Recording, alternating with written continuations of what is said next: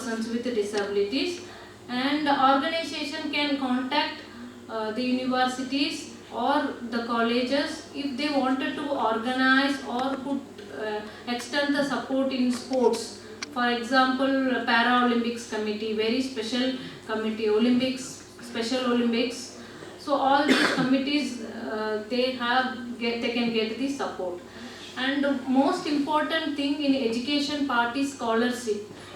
We have lots of scholarship available nowadays. We all know National Portal, NSP, National Scholarship Portal. We know these scholarship you have heard. I have the picture actually. The NIEPVD usually, and this year they have given in the newspaper also about these schemes, scholarship for pre-metric and post-metric scholarship for pre-WDs supported by NIEPVD. So this scheme is one for if they wanted to complete 10th, 12th, they can get provisions from this scheme, and also after the school programming, post-metric scholarship is also available under this scheme. Only for this scheme they have to come under, they have to get RPWD Act, they have covered under RPWD Act or in the National Trust Act. So NHFDC is also runs scholarship for 2,500 students with disabilities each year, and every scholarship there is some amount of percentage for females. Women candidates, female person, there is some amount, 50%, 30% amount for candidates who are belonging to women or female candidates. Next we have top class scholarship. This also we have heard, like PG, degree or diploma students who pursue diploma program, they can get this scholarship. All the reimbursement of tuition fees and other allowances they will get. The number of scholarships sanctioned for every year is 160. Then we have overseas scholarship. Overseas scholarship, if they wanted to study in abroad, if they are below 35 years of age, there is 6 lakhs rupees under income of 6 lakhs rupees below, then they can apply for this scholarship. There is 20% they will get award to study in abroad. And if you don't want to study abroad, you wanted to study in the universities in India, then there is national fellowship is also available. Another scholarship is Saksham scholarship. You might heard Saksham scholarship. Yes, no, they have for engineering courses, technical, all India technical education engineering courses, we have the Saksham scholarship.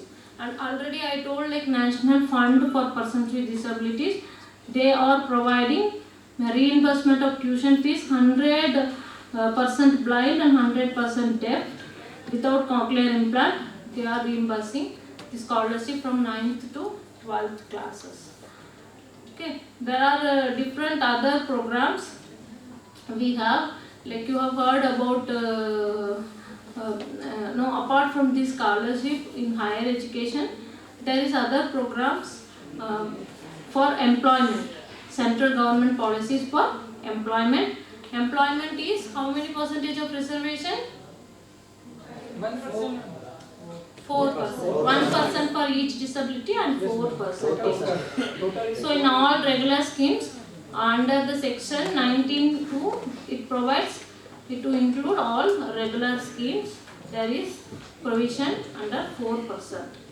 Then you have heard about Deenadayal rehabilitation scheme, which is also provides support for vocational rehabilitation with the support of NGOs, voluntary organization. They are providing the support.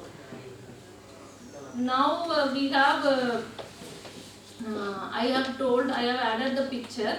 Delhi Metro is fully accessible for persons with disabilities with elevators, ramps and tactile path. So you have heard about the recent PM Daksh PWD. They have PM Daksh PWD, Pradhan Mantri का एक scheme for employability skills of person with disabilities. There are 70 hours courses for person with disabilities. They can get the certificates. I have added the link also to show you. You can go through it later on. So there is a link for PM Dakshin. You can select. You are wanted to train. You wanted to You wanted to skill for employment. So you can select the option. N number of courses are available. So like handloom, mushroom, or farming, any kind of courses are available. And the 70 hours of courses, they will get the certificate. Okay. And some special schemes for state government we have. State government may like special reservation of PWD, skill development program, employment exchange program, transport facilities for persons with disabilities. And Maharashtra we have self-employment virtue, special schools in rural areas. And Delhi we have fellowship schemes. So what is challenge here? We have something tried to reach, but it has not been reached to rural areas, and insufficient budget allocation, and there is social stigma and discrimination. What we have to some recommendation for improvement, you can tell about some national wide awareness is required, and expand the inclusive education, private sector participation, encourage the private sector participation in employing the PWD, because government only provide provisions. If you see every month employment news, every week employment news, you could able to find lots of posts under for PWDs under this 4% reservation. So this has to be encouraged to the private private sector also. So last May, Indian policies and programs have made significant strides in empowering the persons with disabilities. So empowering persons with disabilities, India is continues to prioritize that services. So new services which also come. Departments are planning for Center for National Institutes are planning for Center for Excellence, and reaching the person with disabilities in 100 kilometers for accessibility of services and so on. So we have discussed about the legal aspect, something like institutional aspect to understand how it works, and we have discussed about some service framework. What are the different services available for persons with disabilities? Some services we know already, like for example ADIP schemes we know already.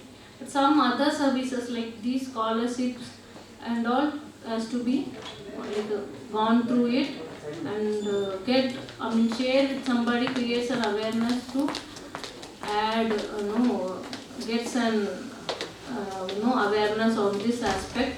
So many people with disabilities could benefit